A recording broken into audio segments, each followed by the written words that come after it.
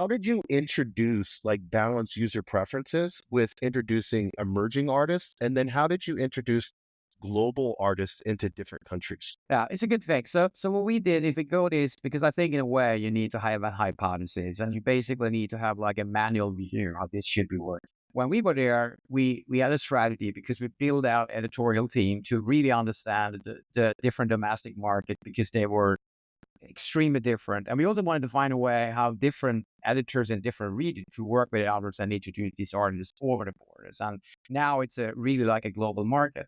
The way we looked at it at that time was really try to create like a playlist syndicate where we had what we Mhm. call like a lot of feeder playlists, different based, how we can introduce new artists in the right context and get feedback from users.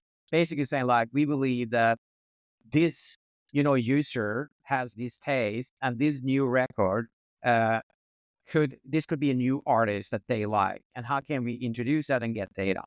So basically the way we did it was like getting it out as much as possible at that time, and then slowly move it up to it and see where the groove hits, like. And if you were successful, we always had like the equivalent to the today's top hits in the US in every country, which was no genre. It was like the most popular song. So you could actually travel through that. And then when data come into this and starting, it's a little about trying to uh, refine that by having data and AI doing a lot of that work.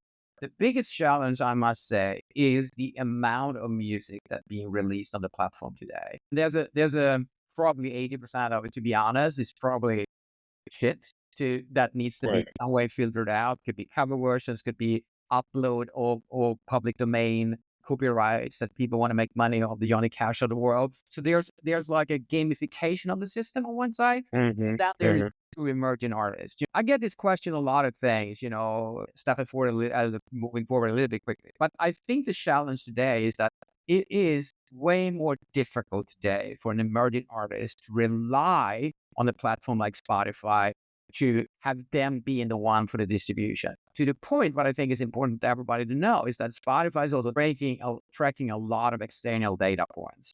So I think it's up to every artist to really do the first, I used to say like the first 1,000 hardcore fans, that's your job.